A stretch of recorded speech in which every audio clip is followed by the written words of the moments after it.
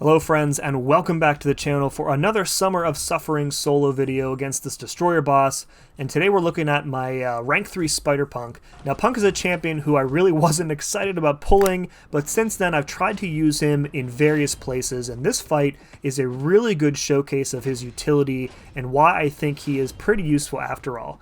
Now, a couple things specific to him that I want to talk about in this fight. The first thing is that he is immune to Rupture, which is really helpful against Destroyer because as Destroyer builds those protection passives, he's going to start reflecting some of your damage back as instant Ruptures, and Punk being immune to that really increases his survivability.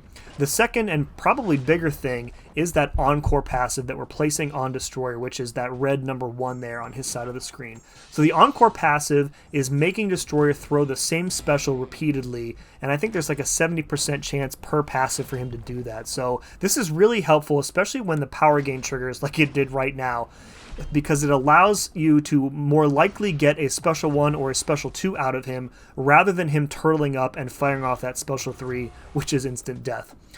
Beyond that, the Encore passive is also reducing damage from the special, so if you do get hit, especially by that special 2, you're going to take a lot less damage. And then finally, the Encore passive is also going to be inflicting Ruptures on Destroyer when he uses the same special repeatedly. So really useful piece of utility there.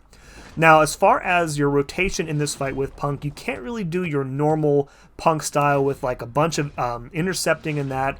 You also can't really do the parry evade here because even with the grit passive, he is still going to be stun immune on a dash, which means you're not going to be able to get that like counterattack off.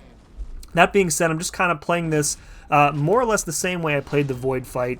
I'm not really doing a lot of heavy baiting here. Again, with the Encore passive forcing him to throw specials really quickly, you can see I can get the punches off really quickly as well.